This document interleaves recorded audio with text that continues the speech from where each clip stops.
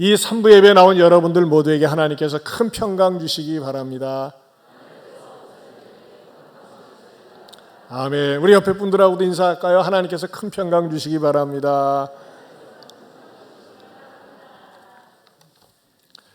오늘은 사도행전 강의 211번째가 되겠습니다. 베드로는 그가 복음을 전하다가 그 지도자인 헤롯 왕의 미움을 사서 감옥에 투옥됩니다.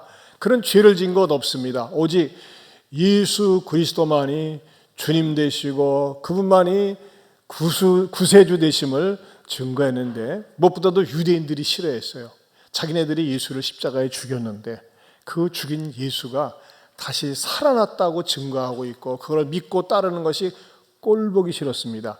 그러던 차에 유대인들의 환심을 사기 위해서 이 악한 지도자 헤롯 왕이 첫 번째 예수님의 제자 가운데 한 사람이었던 야고보를 처형시키고 그 다음에 수장인 베드로를 처형하기 위해서 감옥에 투옥시켰습니다. 그런데 하나님께서는 교회의 간절한 기도를 들으면서 또 하나님께서 베드로는 좀 더 할 일이 있다 싶어가지고 감옥에 하나님의 천사를 보내서 극적으로 그를 구출해 내십니다. 그리고 베드로는 그가 구출된 다음에 제일 먼저 찾아간 곳이 그를 위해서 역시 여전히 기도하고 있는 마가의 다락방에 찾아가서 문을 두드리고 인사를 드렸습니다. 그 다음에 그는 조용히 그 자리에 머물지 않고 떠납니다. 그는 말이죠, 정말 감옥에 있으면서 천사를 직접 목격한 사람이고 죽음의 위기 속에서 벗어난 사람이기 때문에 더욱더 전투적인 베드로가 될 수 있었는데 이상하리만치 그는 그의 현역에서 이렇게 뒤로 물러섭니다. 그리고 뒤에서 조용히 지내다가 막상 또 교회에 큰 어려움이 닥쳤을 때 그때는 그가 나서서 복음으로 이렇게 수습을 하고 정리를 해주는 아름다운 어른의 모습을 그가 가지고 있는 것을 보게 됩니다. 이런 베드로, 참 베드로는 말이죠, 예수님의 제자 가운데 가장 많은 사역, 탁월한 사역, 놀라운 사역을 한 사람입니다. 성공적인 사역을 했습니다. 근데 이런 사람들이 자칫 교만해질 수가 있고 실수도 할 수 있고 넘어질 수도 있는데 그는 한 번도 실수하거나 실패하지 않습니다. 왜 그랬을까요? 그는 자기가 유명해지고 성공할 때마다 꼭 붙잡는 것이 있었습니다. 누구를 붙잡았습니까? 예수님을 붙잡았습니다. 마치 안진뱅이가 이 사람이 나를 낫게 했습니다 라고 붙잡은 것처럼 나는 주님 때문에 이런 일을 하게 된 것입니다. 주님이 붙잡아 주셔서 제가 여기에 있게 된 겁니다 라고 하는 주님께 붙잡혀 살았다고 하는 것입니다. 여러분, 우리가 실패하지 않는 인생, 실패하지 않는 신앙생활 무엇일까요? 바로 주님께 붙잡힌 바 되어 사는 것입니다. 돈에 붙잡힌 바 되어 살고 인기에 붙잡힌 바 되어 살고 자기 고집에 붙잡힌 바 되어 살면 반드시 실패합니다. 그러나 주님께 붙잡힌 바 되어 사는 사람, 이 세상 끝날까지 아름다운 인생을 살 수 있습니다. 그런 인생을 살 수 있기를 주님의 이름으로 축원합니다. 그 메시지가 지난주의 메시지였습니다. 오늘은 기회를 놓치지 마세요라는 제목으로 말씀을 준비했습니다. 기회를 놓치지 마세요. 여러분, 베드로까지는 17절에 정말 너무나 해피 엔딩으로 죽음의 위기에서 극적으로 탈출해서 아름답게 떠나게 됩니다. 그런데요, 18, 19절은 이렇게 제가 읽으면서 이상하게 속이 상하고 마음이 아프더라고요. 왜냐? 보세요. 18절에 보면 날이 새며 군인들은 베드로가 어떻게 되었는지 알지 못하여 적지 않게 소동하니 19절에 헤롯이 그를 찾아도 보지 못하며 파수꾼들을 신문하고 죽이라 명하니라. 헤롯이 유대를 떠나 가이사랴로 내려가서 머무니라. 여기서 억울한 사람은 누굽니까? 군인들이에요. 군인들은 무슨 죄가 있어요? 이야, 이 사람들은 보초 쓴 거밖에 없고 경비한 거밖에 없고, 그런데 말이죠, 베드로가 하나님이 개입해가지고 데려가는데 어떡하란 말이냐. 너무나 이 사람들의 죽음은 억울하다. 세상 말로 이런 재수없는 죽음이 어디 있는가, 너무나 분한 죽음이 어디 있는가 하면서 말이죠, 제 마음속에 처음에 딱 스치고 지나가는 것이 그거예요. 사람들이 이런 것을 볼 때 하나님이 정의로운 분인가, 베드로는 살리고 다른 사람들은 죽이고 이게 말이 되는가라고 하는 생각이 우리가 이성적으로 들어갈 수 있다고 하는 것입니다. 그러면서 제가 하나님께 기도했습니다. 하나님, 이 본문 속에 있는 영적인 진리가 무엇입니까? 하며 하나님께 엎드려 기도했더니 역시 또 이번에도 성령님께서 응답해 주셔가지고 성령님께서 응답해 주신 그 말씀을 여러분에게 전하고자 합니다. 그렇다면 오늘 18, 19절에서 이 경비를 섰던 사람들이 억울하게 죽은 이 사건이 우리들에게 주는 교훈은 뭘까요? 첫째는요, 악환왕 밑에서 고통당하는 백성을 볼 수 있다는 겁니다. 악한 왕 밑에서 고통당하는 백성. 헤롯은 왜 이렇게 파수꾼들을 신문하고 죽이라고 명령하는 것입니까? 헤롯은 말이죠, 큰 소리를 빵빵 쳤어요. 너희들이 그렇게 미워하는 교회 지도자 베드로 내가 없애버릴 거야 하면서 감옥에 툭 시켜놓고 큰 소리를 쳤어요. 그리고 유대인들의 한심을 사면서 자기 자신이 이렇게 말 한마디면 아무리 교회의 지도자라고 할 수 있지만 없애버릴 수 있다고 하는 자기의 존재감을 드러내려고 했습니다. 그런데 말이죠, 그야말로 지도새도 모르게 사라졌고 세상 말로는 귀신이 곡할 정도로 흔적을 찾지 못할 정도로 베드로가 어떻게 사라져버린 겁니다. 미치고 팔딱 뛸 노릇이 아니겠습니까? 그리고 내가 베드로를 없애준다니까 이렇게 큰 소리 빵빵 쳤는데 자기 체면이 뭐가 되겠어요? 일단 베드로 흔적이 없으니까 말이죠. 아니 베드로가 헤롯이 생각할 적에 헤롯 왕 자신을 경호하는 것보다도 더 철두철미하게 4명을 한 줄에서 16명을 배치해가지고 말이죠, 이렇게 잘 때도 묶어놓고 자고 앞에서 사람 세워놓고 보초 세워놓고 바깥에서도 경비를 세워놨는데 어떻게 베드로가 사라졌단 말인가? 무슨 생각이 들까요? 아, 이건 내부자가 있었구나, 스파이가 있었구나, 내부자를 색출하거나 신문하고 고문해라. 그래서 이 내부자를 찾아가지고서 없애버려라. 분명히 내부자 소행이 아니면 베드로가 탈출할 수 없었을 것이다. 그렇게 생각할 수밖에 없다고 하는 것입니다. 자, 그것이 맥힌 이유가 왜 그런 줄 아실까요? 로마법에 의하면요, 자기가 보호하고 지켰던 죄수가 달아났을 경우 책임을 경비 서는 사람들이 서야만 했습니다. 죄수 없어졌잖아. 니네들이 빼돌렸잖아. 니네들 죽어야 돼. 그런 식으로 정치적으로 희생양을 찾아서 이렇게 두리뭉실하게 처리하고 그런 도망가듯이 말이죠, 유대에서 떠나서 가이사랴로 내려갔다고 하는 것입니다. 한마디로 정치적으로 해결한 것이에요. 자, 물론 다음 시간에 다루겠습니다만 이렇게 악한 그 헤롯왕은 나중에 또 비참하게 죽임을 당합니다. 하지만 오늘 여기에서 오늘날에도 발견할 수 있는 진리가 뭡니까? 악한 왕, 나쁜 지도자를 둔 사회, 국가 또는 직장 밑에 선하고 순한 사람들이 고통을 당하더라고요. 우리 교회도 지금 어떤 자매가 직장 생활을 하는데 그렇게 상사가 괴롭힌대요.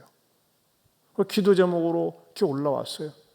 그래서 제가 말이죠, 그 너를 괴롭히는 너처럼 착하고 이제 갓 입사를 했는데 그렇게 괴롭힌다는 거예요. 그래서 내가 문자를 보냈어요. 이름 나한테 보내줘라. 내가 아무튼 하나님 앞에 그냥 빡세게 기도할게. 하나님 데려가시든지 자리를 옮겨주시든지 아니면은 네가 옮기든지. 우리 친구는 말이죠, 내가 옮기든지 그 사람이 옮기든지 그렇게 기도 제목 올렸어요. 나는 그렇지 않고 데려가시든지. 야, 정말 착한 사람들 많아요. 우리 교회 어느 집사님 딸도 말이죠, 직장에서 얼마나 착한지 그 착한 것을 이용해가지고 그렇게 수단 방법 가리지 않고 괴롭히는 거예요. 근데 말이죠, 너무너무 힘드니까요 3일 동안 밥을 먹지 않을 정도로 그렇게 힘들었대요. 이제 그 사실을 지니께서 알고서 참 이렇게 퇴사하도록 했는데, 참 우리 사회 보면요, 이 건조가 못된 이 꼰대 같은 인간들, 꼰대 같은 지도자, 악한 지도자들이 참 많이 있어요.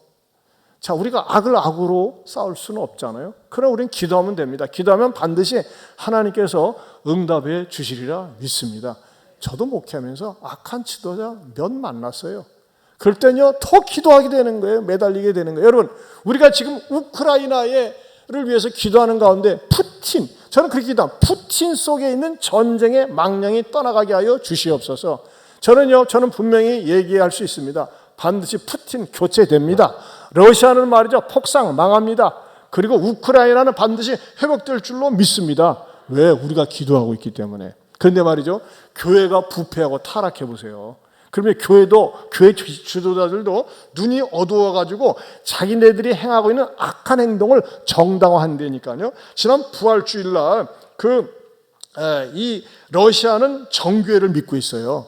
근데 러시아 정교회가 뭐라고 이 푸틴을 옹호했냐면, 그 키릴 총대주교가 부활절 때 러시아군을 축복하면서 푸틴은 러시아 국민에게 고상하고 책임감 있는 봉사를 하고 있다, 이렇게 망언을 했어요.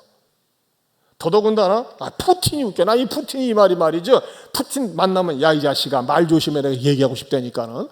뭐 푸틴하고 나하고 나이 비슷하니까는. 제가 그렇게 나이 먹었나요? 푸틴이 뭐라고 얘기했는지 아세요? 젊은이들을 전쟁터로 보내기 위해서 군에 입대하는 것은 이웃을 향한 적극적인 복음주의 사랑이라 그랬어요. 아니 어떻게 이런 말을 인용하냔 말이에요. 군인들이 전쟁터에 가는 것은 이웃을 향한 적극적인 복음주의 사랑이다 하면서 감히 복음주의 사랑, 친구 사랑을 위해서 목숨을 버리는 것은 소중한 일이다 하면서 예수님이 하신 말씀을 푸틴이 인용했다고 하는 것입니다. 여러분, 사람이 말이죠, 이렇게 헷가닥하면은 같은 하나님을 믿으면서도 이렇게 악용을 할 수 있다고 하는 것입니다. 그러나 막상 지가 전쟁을 일으켜놓고, 저는요 늘 지하 비밀 벙커 안에 주변에다가 빽빽하게 경비원들, 자기를 지키는 말이죠, 그런 사람들을 갖다가 보안 시스템을 철저히 해가지고서 늘 서로 감시하게 하고 자기에게 칼질이나 총질 못하게 하면서 벌벌 떨면서 지내고 있어요. 반면에 말이죠, 우크라이나의 지도자 질렌스키는 어떻습니까? 전쟁이 났을 때 바로 이 도시 한복판에 있으면서 말이죠, 백성들 속에 있으며 그 차마 현장에 있으면서 인터뷰를 하지 않습니까? 근데 원래가 말이죠, 이 우크라이나가 어땠었냐면요, 친서방 세력하고 친러 세력하고 이렇게 나뉘어져 있었어요. 또 심지어는 독재와 민주로 갈라져 있었거든요. 작년 12월까지만 해도 이 질렌스키의 지지율은요 약 30%에도 못 미쳤습니다.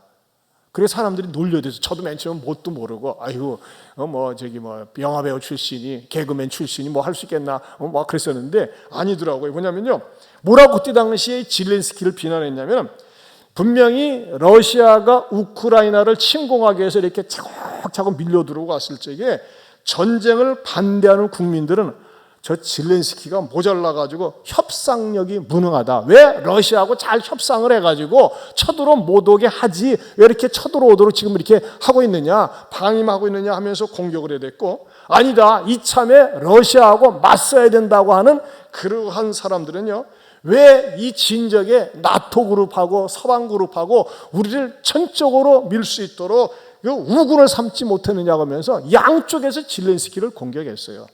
그런데 러시아 침공이 시작되자 이 질렌스키는 그 아프가니스탄 대통령이 도망친 것처럼 도망친 것이 아니라 내각을 중심으로 해서 수도 키이우에서 남아가지고 결사항전을 하겠다고 하면서 지금까지도 여전히 말이죠, 이렇게 선전분투를 하고 있지 않습니까? 그런데 지난 2월에 여론조사를 했는데 질렌스키의 인기도가, 지지율이 91%까지 상승했습니다.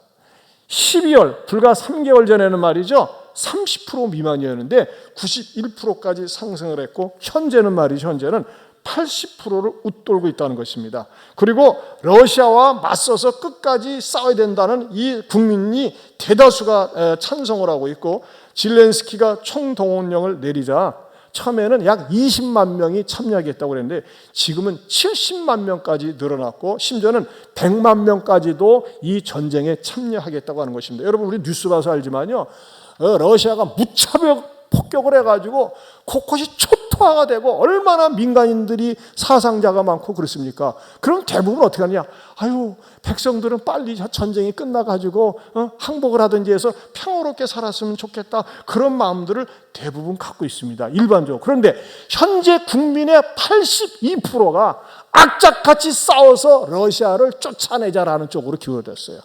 똘똘 뭉쳐 있어요. 그러니까 뭐예요? 미국에서도 랜드리스라고 하는 법안을 통과시키는 무제한 무기를 제공하고 있고 전 세계에서 지원하고 있는 거예요. 사실 이 우크라이나가 크림반도라고 이전에 빼앗긴 땅이 있어요. 이번에는 어떤 의혹 가지고 있느냐? 크림반도까지 되찾자라고 하는 강한 의지가 있습니다. 저는요, 이런 전체적인 정황으로 볼 적에, 이 정신력을 볼 적에 반드시 우크라이나가 또 우리 교회에서 이렇게 기도하고 있기 때문에 승리할 줄로 믿습니다. 그러나 여러분, 한 가지 분명한 사실은 이 푸틴의 악한 지도자 때문에 우크라이나는 얼마나 많은 지금 전쟁의 고통을 당하고 있습니까? 또 우리도 말이죠, 뭐 밀가루 값이 오르고 전세가 경제적으로 어렵지 않습니까? 이 악한 지도자 한 사람 때문에 그래요.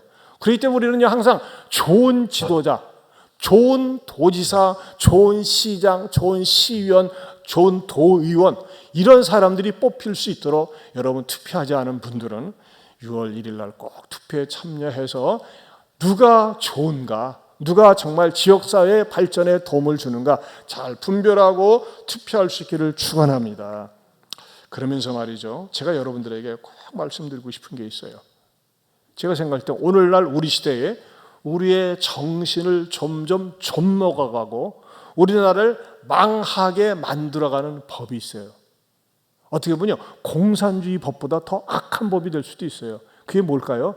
차별금지법입니다. 이 법은요, 나라가 아무리 번창해도 점점 망하게 만들어가는 법이고, 마침내 하나님께서 집단적으로 불심판을 내릴 수밖에 없는 그런 법입니다. 자, 이 차별금지법에 대해서 객관적으로 정리한 영상을 여러분들에게 하나 보여드리겠습니다. 안녕하세요. 대한민국에 사는 43세이자 두 아이를 둔 아빠입니다. 지금부터 사회적으로 끊임없이 이슈가 되고 있는 포괄적 차별금지법을 비롯한 평등법 등 유사 법안에 대해 설명드리겠습니다. 차별금지, 평등추구, 얼핏 들어선 좋은 취지 같아 보이는 말입니다. 도대체 무엇이 문제일까요? 대한민국엔 이미 성별, 장애, 연령, 고용 형태 등 거의 모든 영역에서 사회적 약자를 보호하고 평등한 사회를 위한 개별적 차별금지법들 20개 이상이 나와 있습니다. 그럼에도 불구하고 포괄적 차별금지법을 거듭 주장하는 이유는 무엇일까요? 그것은 바로 포괄이라는 이름 안에 사회적 상식으로는 도저히 용납되기 어려운 수십 가지 성 정체성, 성적 지향성을 차별금지 사유에 포함시키기 위함입니다. 포괄적 차별금지법을 일찍 통과시킨 영국의 경우 유치원에서 아이들에게 성은 2개가 아니라 수십 가지이며 직접 성을 고르도록 가르치고 있습니다. 또한 동성애 권장 교육을 거부한 학교를 폐쇄하기로 결정했으며 동성애 축제를 반대한 5세 아동에게 교내 감금이라는 체벌을 내리기도 했습니다. 프랑스 사례를 볼까요? 학생들의 엄마, 아빠라는 용어 사용을 법적으로 금지하고 부모 1, 부모 2라고 부르도록 가르치고 있습니다. 동성애자들의 인권 보호라는 이유로 말이죠. 캐나다는 어떨까요? 아이들에게 낙태 권장 교육, 동성애 장려 교육을 하고 있으며 부모가 이를 반대할 시 양육권을 박탈하기도 합니다. 이처럼 선진국에서 일어나는 믿을 수 없는 일들이 포괄적 차별금지법 통과 후 일어난 실제 사례들입니다. 그렇다면 포괄적 차별금지법의 가장 큰 피해자는 누구일까요? 남성? 기득권? 아닙니다. 바로 여성과 아동입니다. 미국의 실제 사례를 설명해드리겠습니다. 코네티컷주에서는 신체적 차이에도 불구하고 남녀가 동일한 취급을 받아야 한다는 포괄적 차별금지법에 따라 한 남성이 여성 육상 경기에 출전해서 15차례 우승을 차지했습니다. 남성 체격을 자랑하는 한 트랜스젠더는 여성 UFC 경기에 출전해 상대 선수에게 2분 만에 뇌진탕, 안면 골절상을 입히는 것을 넘어 명예의 레즈비언 상까지 받았습니다. 조지아주에서는 자신을 여성이라고 주장하는 한 트랜스젠더가 초등학교 여자 화장실에 들어가 5세 여아를 대상으로 성범죄를 저질렀고, 와이오밍주에서도 화장실에서 10세 여아가 한 남성에 의해 성폭행 당하는 일이 발생했습니다. LA에서는 한 남성이 여성 사우나에 들어가 여성 고객들이 달아나는 사건이 발생했는데 포괄적 차별금지법에 따른 성적 지향성 존중으로 누구도 그를 제지할 수 없었습니다. 상식적으로 이해할 수 없는 일이 벌어지고 있는 것이죠. 포괄적 차별금지법으로 남성과 여성, 트랜스젠더 등의 경계가 무너졌기 때문에 이처럼 화장실, 목욕탕, 탈의실 등 여성 전용 공간에서 수많은 성범죄들이 일어나고 있습니다. 해리포터의 작가로 유명한 J.K. 롤링은 이런 무질서한 사회 흐름에 반대하며 여성 전용 공간에 남성 출입을 반대했다가 트랜스젠더들에게 살해 협박을 받고 있다고 전해졌습니다. 무서운 사실은 지금 우리나라에서도 이런 일들이 일어나고 있다는 점입니다. 국내 한 미용학원 원장이 트랜스젠더였던 수강생이 여자 화장실을 이용할 것을 요구하자 다른 여성들의 민원을 감안하여 다른 층 화장실 이용을 권하였는데, 이에 해당 트랜스젠더는 학원 원장을 상대로 손해배상 소송을 제기했고 법원은 차별 행위로 판단 학원 원장에게 700만 원의 배상을 명령했습니다. 여러분, 과연 다른 여성 수강생들은 학원을 계속 다닐 수 있을까요? 과연 이것이 진정한 평등일까요? 법안이 통과되기도 전에 나타나는 판결을 볼 때 포괄적 차별금지법은 분명히 더 강력하고 큰 사회적 혼란을 야기할 것입니다. 개인의 성적 자유, 성적 지향성이 여성과 아동을 넘어 우리 사회 전체의 안전과 건강보다 중요할 수는 없습니다. 다른 국가 시민들처럼 포괄적 차별금지법 통과 이후 이 법이 이런 결과를 불러올 줄은 몰랐다고 말씀하신다면 이미 늦습니다. 한 번 세워지면 폐지가 어려운 법, 이것은 일부 보수파의 이슈나 정치, 종교적인 문제가 아닙니다. 우리 사회 전체의 문제이고 우리 사회의 안녕과 미래의 문제입니다. 이러한 역차별적 악법이 사회에 나오려 할 때마다 대한민국 여러분 모두의 힘을 모아주세요.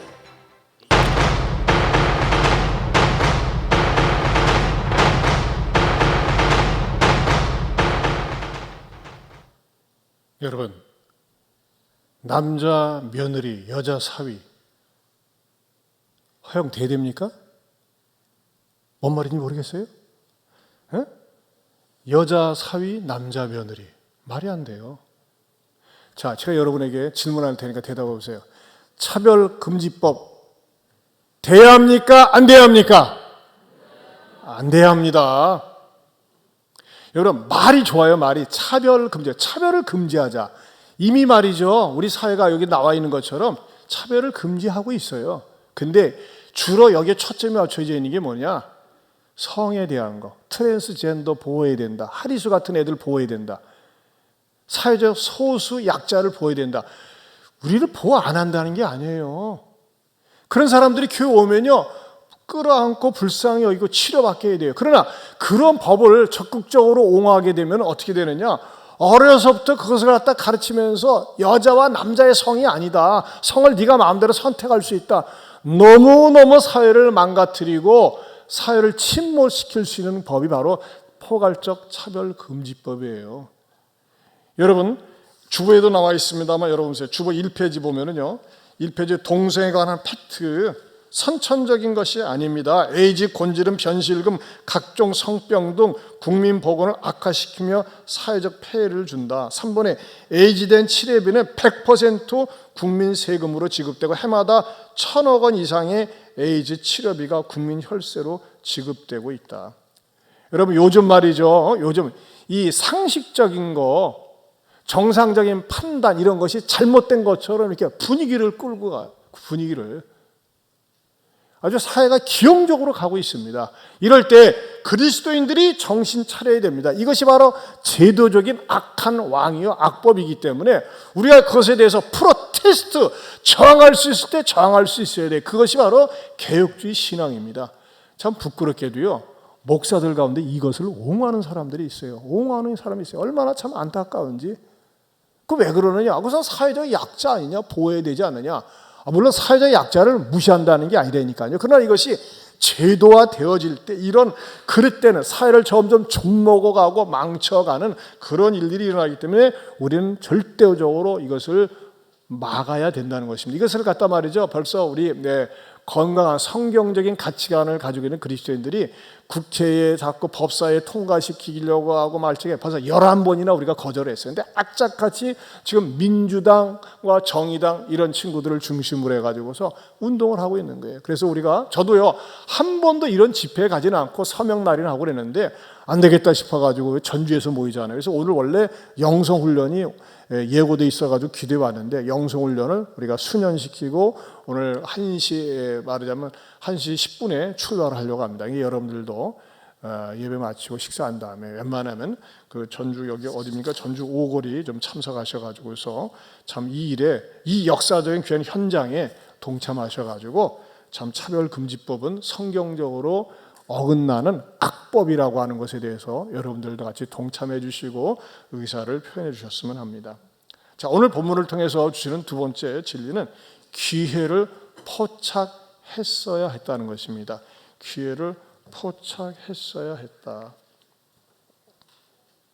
얼핏 생각하면요, 헤롯이 19절에 헤롯이 그를 찾아도 보지 못하며 파수꾼들을 신문하고 죽이라 명하니라. 이 말씀만 보면요, 사실 파수꾼들은 억울하기 짝이 없습니다. 억울하기 짝이 없고 또 희생자라고 할 수가 있습니다. 사실 정말 이 베드로를 묶고 있었던 쇠사슬이나 철문 이런 것이 하나님의 비상 개입으로 말미암아 마치 그 완전히 타버린 새끼줄이 녹아져 내리는 것처럼 이렇게 어떻게 표현해가면 사라지는 것처럼 이렇게 극적으로 구출됐는데, 이러한 부분을 갖다가 어떻게 이 파수꾼들이 막을 수 있었겠어요? 하나님께서 하신 일인데.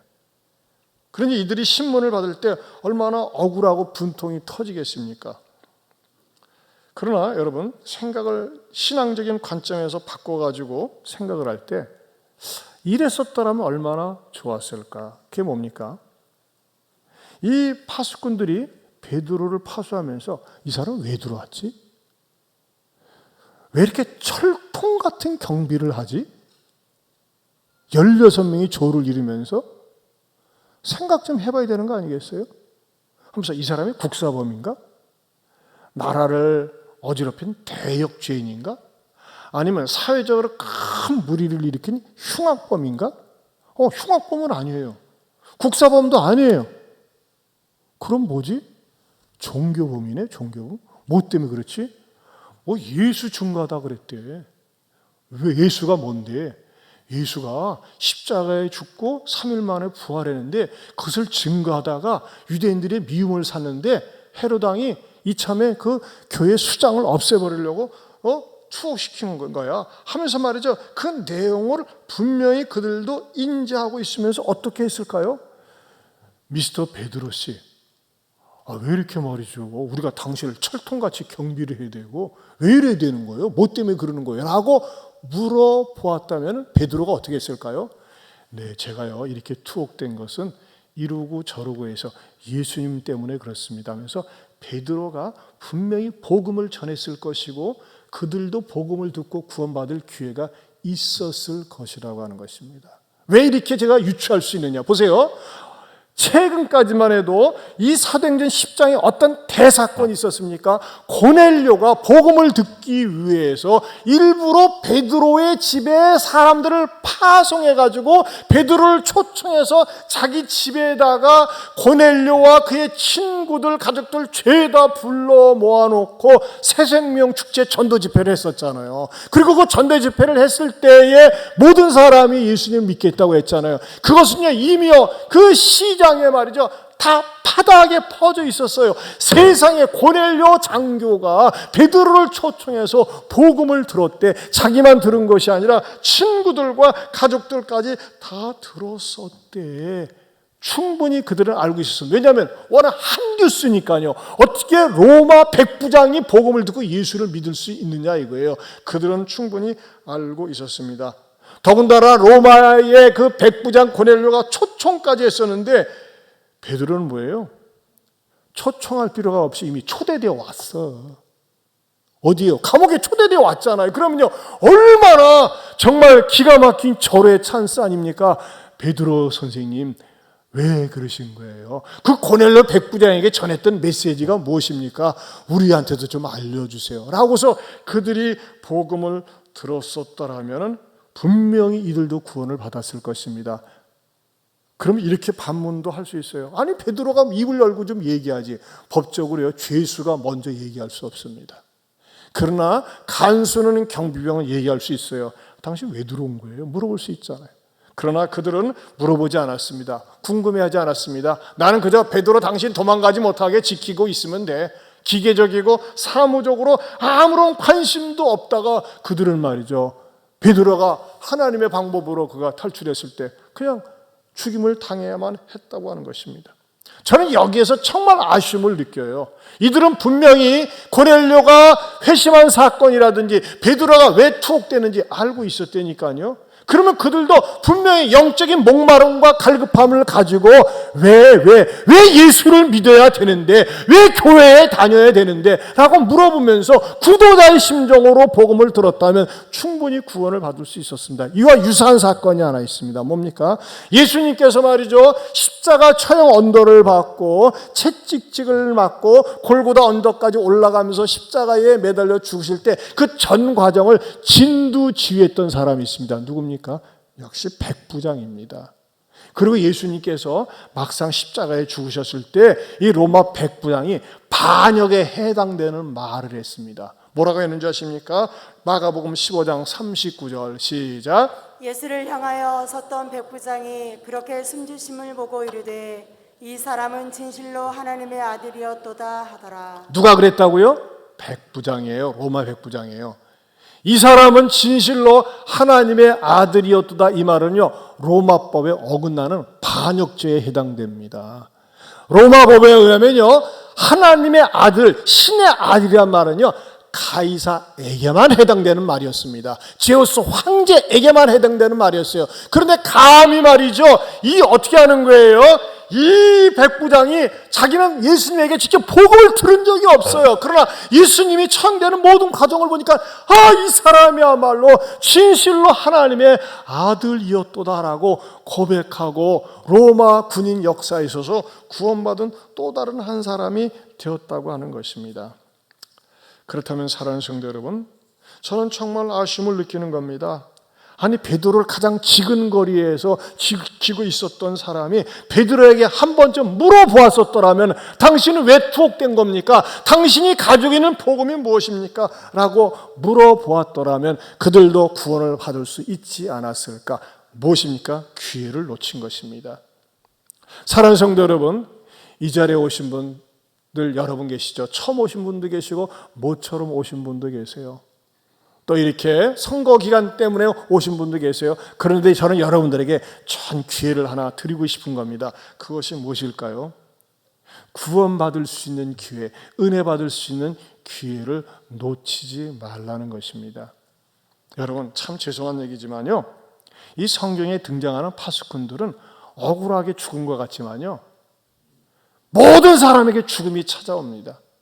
한 사람도 예외 없이 죽음이라고 하는 칼이 찾아옵니다. 제가 여기에서 예언 하나 하겠습니다. 앞으로 50년 후면은 이 가운데서 절반 이상은 이 자리에 없습니다. 한 사람도 없습니다. 절반 이상은, 저를 비롯해서. 목사님 모르는 소리 말해요. 지금 100살 이상인데. 글쎄요. 여러분, 이 땅에 사는 사람은요, 한 사람도 예외 없이 죽음을 피할 수가 없습니다. 억울하게 죽건, 배 타고 가다가 죽건, 비행기 사고로 죽건, 교통사고로 죽건, 자연사로 죽건, 요양원에서 죽건, 집에서 죽건 다 죽게 되어 있습니다. 한 사람도 이 죽음의 칼을 피할 수가 없다고 하는 것입니다. 엊그저께도 보니까요, 임준혁이라고 하는 개그맨이 42살이더라고요.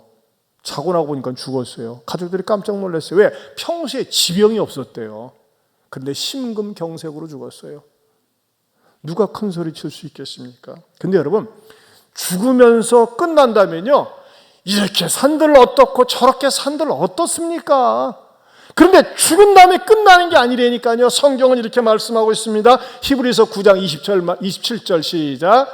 한 번 죽는 것은 사람에게 정해진 것이요 그 후에는 심판이 있으리니.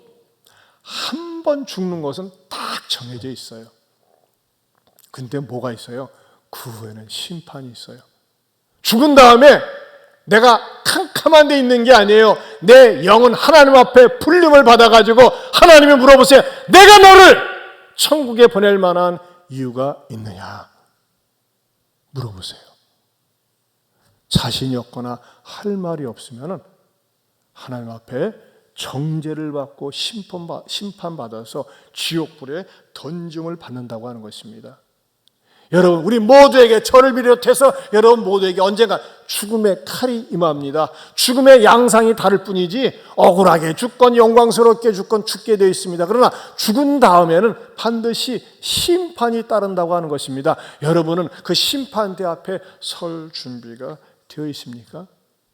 우리가 하나님의 심판대 앞에 섰을 때 당당하게 하나님 저는요 천국에 갈 수 있어요 라고 얘기할 수 있게 해서는 어떻게 해야 될까요? 우리가 칼을 맞아야 돼요. 칼. 무슨 칼일까요? 말씀의 칼을 맞아야 됩니다. 그 말씀의 칼은 어떻게 성경에서 표현하고 있어요? 현대인의 성경 히브리서 4장 12절입니다. 우리 한번 같이 읽어보겠습니다. 시작. 하나님의 말씀은 살아있고 활동력이 있어서 양쪽에 날이 선 그 어떤 칼보다도 더 날카롭습니다. 그래서 혼과 영과 관절과 골수를 쪼개고 사람의 마음속에 품은 생각과 뜻을 알아냅니다. 여러분 이 세상에 수많은 강연, 메시지, 세미나, 정책 토론회 있습니다. 그런데 그 어떤 곳에서도 그런 말들은 강연회와 세미나와 사상을 전달하지 내 영혼을 해부하고 내 영혼을 하나님께 이끌지 못한다고 하는 것입니다. 그러나 하나님의 말씀은 놀랍습니다. 하나님의 말씀을 듣는 순간 무엇을 발견할 수 있습니까? 내가 하나님을 믿지 않고 살았던 하나님 앞에 죄인이라는 사실을 발견하게 됩니다. 하나님을 떠나 살고 하나님을 외면하면서 살았던 죄인임을 발견할 때에 어떤 일이 일어납니까? 아, 내가 하나님 앞에 나와야 되겠구나. 하나님 앞에 은혜를 받고 내가 하나님 앞에 변화된 모습으로 살아야 되겠구나. 하나님 나는 죄인입니다. 나를 구원하여 주시옵소서. 무엇에 하나님의 말씀에 찔릴 때 그것이 깨달음이 되고 그 사람이 회개하면서 하나님의 자녀가 되고 구원받을 수 있다고 하는 것입니다. 여러분 그 자리가 어느 자리예요? 바로 예배 자리입니다. 왜요? 하나님의 말씀이 선포되기 때문에 이 말씀을 들으면서 여러분들 가운데서도 아직도 내가 죽음 이후의 세계에 대해서 준비되지 않은 분들은 말씀을 들으면서 내가 하나님을 떠나 산 죄인입니다. 하나님 나는 하나님을 필요로 합니다. 나를 용서해 주세요. 그러나 예수님이 나의 죄를 위해서 십자가에 죽으시고 3일 만에 부활하신 분으로 믿습니다. 고백하면서 구원의 기회가 여러분들에게 임할 수 있기를 축원합니다. 그러나 이 베드로를 지켰던 파수꾼들은 그 기회를 잃어버렸어요. 그러나 여러분 우리는 이 예배를 통해서 말씀을 들을 때 기회를 찾을 수가 있고 기회를 발견했을 때 그 기회를 놓치지 말아야 된다는 것입니다. 그런 은혜가 여러분에게 있기를 축원합니다. 세 번째로는 신앙생활의 방심은 절대 금물이라고 하는 것입니다. 여러분 방심이라는 게 무슨 뜻입니까? 마음을 놔버리는 거예요. 해찰하는 거예요. 자, 오늘 본문 말이죠. 이 파수꾼들이 베드로를 지키고 있던 상황을 다시 한번 볼까요? 6절에서 보면요. 눈으로 스크린도 띄워주시고요. 헤롯이 잡아내려고 하는 그 전날 밤에 베드로가 두 군인 틈에서 두 쇠사슬에 매여 누워 자는데, 여기 보면요 두 쇠사슬에 매여 있다 그랬어요. 양쪽에서 파수꾼들이 쇠사슬을 끼고 있는 거예요. 그러면 어떻게 될까요? 아유 힘들어, 너무 손이 조여하고 움직여도 대본에 알아요. 그렇죠? 근데 이걸 못 알아차렸어요. 또 거기 보면요 옥을 지키더니 뭐예요? 안에는 두 파수꾼이 베드로를 딱 쇠사슬을 차고서 지키고 있고 바깥에서는 딱 지켜보고 있는 거예요. 그러니 말이죠 안에서 무슨 일이 일어난지 다 알고 있습니다. 또 보세요. 어떤 일이 있어요. 7절에 보면요 호련히 주의 사자가 나타나며 옥중에 뭐가? 광채가 빛나며. 여러분 여기서 광채가 빛나는 건요 오해하지 마세요. 베드로 나봐 하면서 손전등을 비췄다는 게 아니에요. 이렇게 얼굴만 졸고 있나 자고 있나 주무시고 있나 그걸 보는 게 아니에요. 뭐예요? 옥중에 광채가 환하게 비쳤다고 그랬어요. 또 그리고 어떻게 합니까? 베드로의 옆구리를 쳐서 깨웠다고 그랬어요. 툭툭 치는 소리가 납니다. 그리고 또 뭐예요? 육성이 있었어요. 7절 하반절에 보면은 급히 일어나라. 여러분 일어나라 할 때 베드로야 일어나. 그렇게 얘기했겠어요? 천사가 쪼잔하게 베드로야 일어나라. 큰 소리 일어나라고 그랬어요. 그리고 또 어떤 일이 일어났어요? 그 손에서 쇠사슬이 벗어났어요. 여러분 쇠사슬은 쇠소리입니다. 쇠사슬이 툭 떨어질 때 둔탁한 소리가 났을 것입니다. 그런데요 이 경비원들이 아무도 누구도 전혀 몰랐다고 하는 것입니다.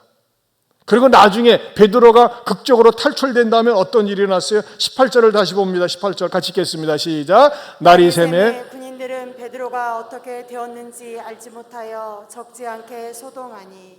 여러분 보세요. 얼마나 성경이 명도 대비가 됩니까? 6절 7절에서는요 그렇게 어마무지한 일이 베드로에게 일어나는데 전혀 눈치를 채지 못하고 감도 못 잡았는데 막상 베드로가 극적으로 탈출된 다음에는 베드로를 못 찾아서 적지 않게 소동이 일어났다고 해요. 난리가 된 거예요. 도대체 어떻게 된 거야? 쇠사슬은 그대로 있잖아. 옥문도 그대로 있다. 옥문도 그대로 닫혀져 있잖아. 이거 어떻게 된 거야? 어떻게 된 거야? 난리를 피웠다고 하는 것입니다. 저는요, 이 말씀을 다 읽고 묵상하는 가운데 성령님께서 갑자기 그런 깨달음을 주세요. 이것은 바로 세상의 종말론적인 사건을 예표적으로 보여주고 있다고 하는 것입니다. 여러분, 예수님의 재림 반드시 하십니다. 그러나 세상 사람은 전혀 모르게 예수님이 구름을 타고 공중에서 재림을 하신다고 하는 것입니다.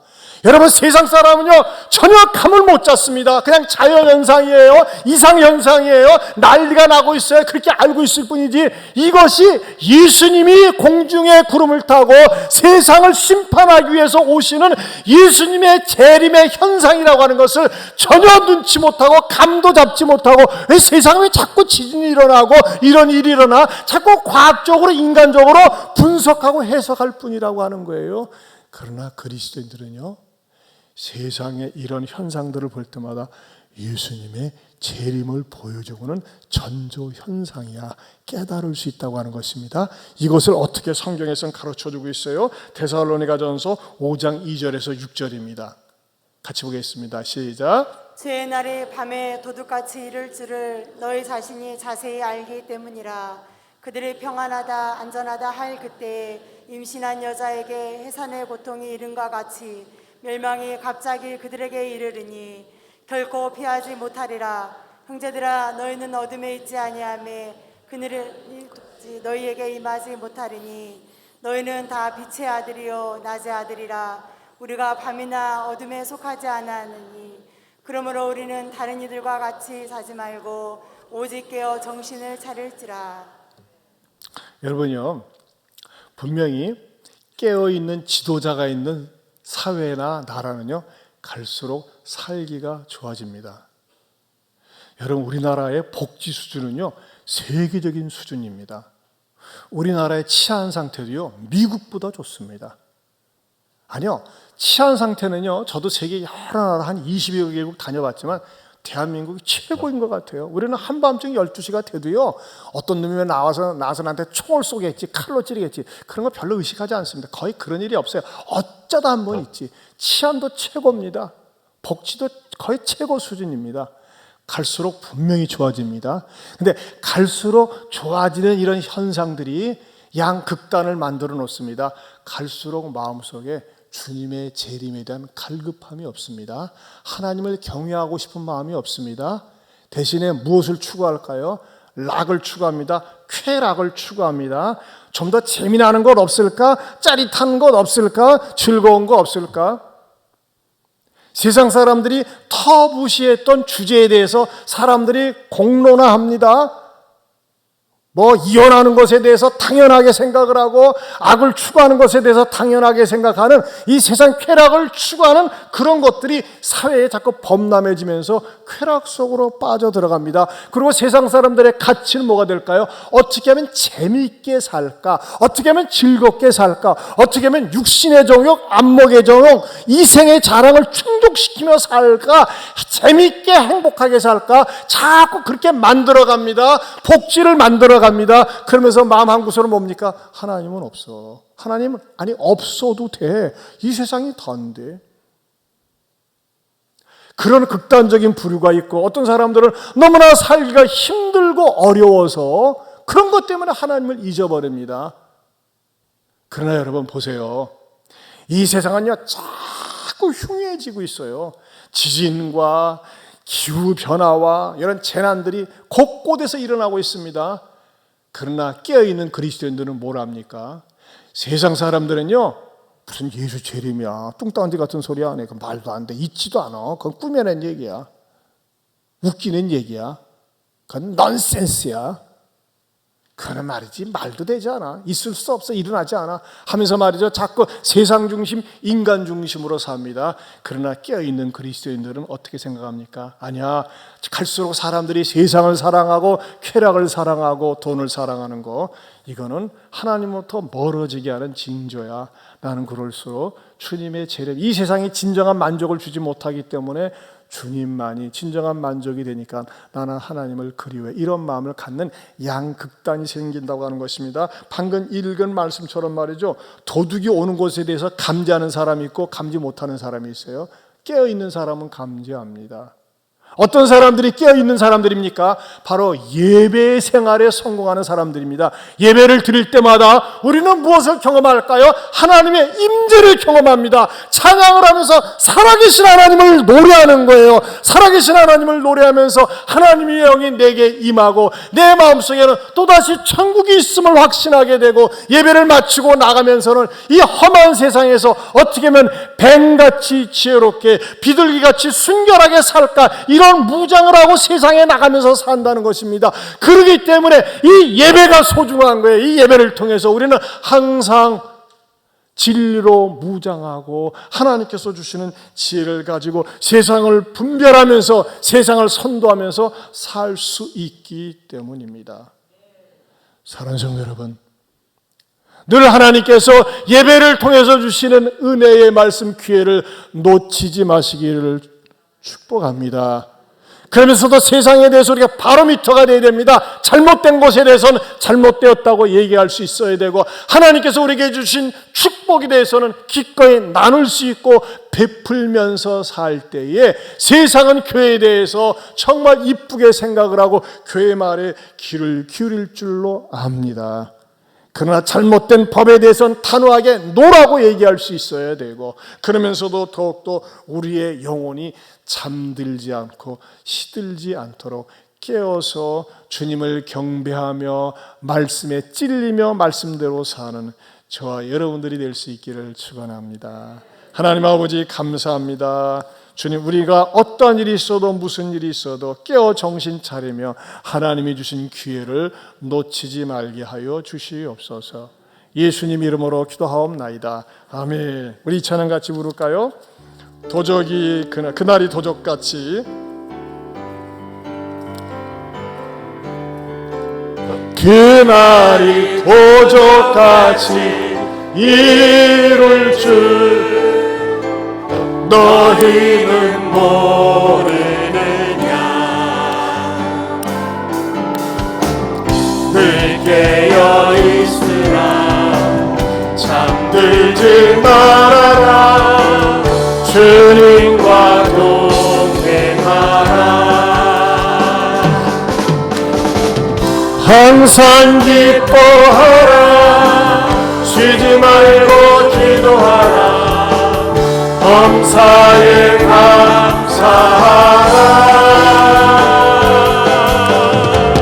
이런 예수 안에서 너희에게 향하신 하나님 되시니라. 평강의 하나님이 너희를 거룩하게 하시고 온몸과 영혼이 주 오실 그날에 흠없이 원하노라는, 항상 기뻐하라. 쉬지 말고 기도하라. 범사에 감사하라.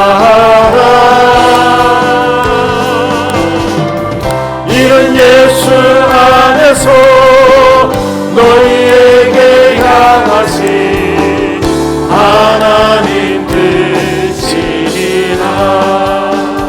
우리 시간에 주신 말씀 붙들고 기도하게 하는 우크라이나를 위해서 기도해 주세요. 전쟁의 망령이 들어있는 푸틴을 하나님 교체하여 주시든지 제거하여 주옵소서. 우크라이나에 하루빨리 평화가 임하게 하시고 전화위복이 되게 달라. 우크라이나를 위해서 기도해야 됩니다. 그리고 악법인 차별금지법 어떻게든지 폐지되게 해주시고 결코 이것이 입법화되지 않게 하여 주옵소서. 그리고 그리스도인들이 정신 차려서 이것을 막게 하여 주옵소서. 더 나아가서 주님 방심하지 말게 없소서.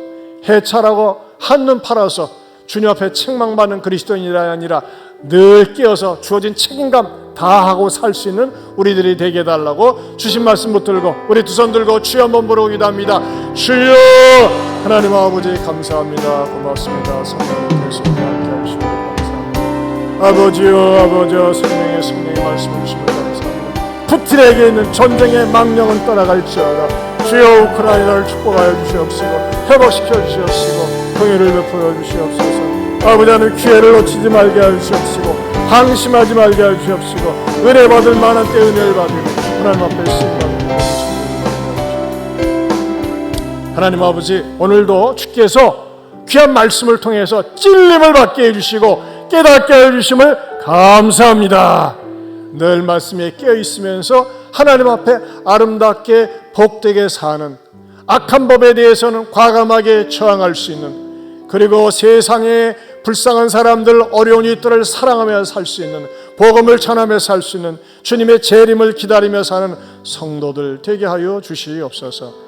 이제는 우리 주 예수 그리스도의 은혜와 하나님 아버지의 변함이 없는 사랑과 성령님의 감화감동 교통하심의 은혜가 오늘 주신 말씀을 마음에 잘 새기고 깨어있는 그리스도인 되겠노라고 다짐하는 성도들 위해 영원토록 함께 있을지어다. 아멘.